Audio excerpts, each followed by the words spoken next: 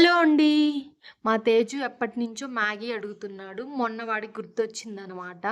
అడిగాడు మళ్ళీ "మ్యాగీ తీసుకొచ్చావు కదా!" అంటే నేను అంతకు ముందే ఎలాగో అడుగుతాడని జెప్పేసి వాడి కోసం ఆన్‌లైన్‌లో వీట్ నూడిల్స్ ఆర్డర్ చేశాను. అవి వచ్చాయి. సరే వాడు అడిగినప్పుడే చేద్దామని అంతవరకు చేయలేదనమాట. వాడు ఈరోజు నేను కాలేజీ నుంచి రాంగానే అడిగాడు. "మమ్మీ మ్యాగీ చెయ్యి నా కోసం" అని. సరే మ్యాగీ కాదు నేను నూడిల్స్ చేస్తాను. ఎగ్ నూడిల్స్ ఓకేనా? అంటే ఓకే మమ్మీ అన్నాడు.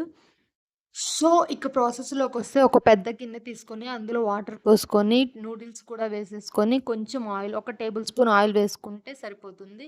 అవి 80% కుక్ అయిన తర్వాత వాటర్ ఏమీ లేకుండా స్ట్రెయిన్ చేసేసుకొని, వెంటనే కోల్డ్ వాటర్ పోస్తే మొత్తం చల్లగా అయిపోతాయనమాట. లేదంటే వేడి మీదే అవి కొంచెం ఉడికిపోతాయి. సో, వెంటనే వాటర్ యాడ్ చేసుకోండి.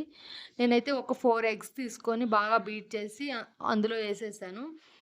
ఎగ్స్‌ని మరీ చిన్న ముక్కలుగా కట్ చేసుకోవద్దు. కొంచెం పెద్ద పెద్దగా అయితే నూడిల్స్‌లో చూడడానికి బావుంటుంది. అలాగే కొంచెం పిల్లలు తినడానికి ఎగ్ పీసెస్ కనిపిస్తే తినడానికి ఇష్టపడతారు.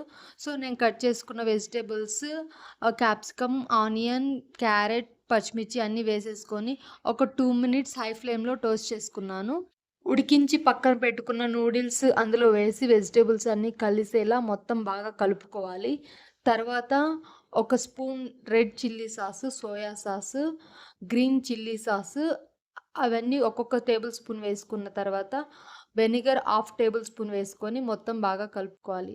నాకైతే నూడిల్స్ అసలు ఇష్టం ఉండదు. అండ్ బయటైతే ఇంక అసలు తినను కూడా. నేను ఇంటర్‌లో ఉన్నప్పుడేమో తిన్నాను. ఇంగ దాని తర్వాత స్టిల్ ఇప్పటికి కూడా ఎప్పుడు తినలేదు. తినను కూడా. ఎందుకో నాకు నూడిల్స్ అంటే అసలు నచ్చదు. ఈరోజు ఇంట్లో నేను చేసుకున్నది కాబట్టి నేను తినాలనుకుంటున్నాను. టేస్ట్ ఎలా ఉంటుందో చూడాలి మరి.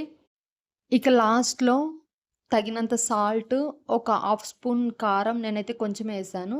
మీరు కావాలంటే ఎక్కువేసుకోండి. అండ్ గరం మసాలా, పెప్పర్ పొడి అవన్నీ వేసి మొత్తం హై ఫ్లేమ్‌లో బాగా కలుపుకోవాలి. హై ఫ్లేమ్‌లో ఒక 2 మినిట్స్ టోస్ట్ చేసుకుంటే సరిపోతుంది.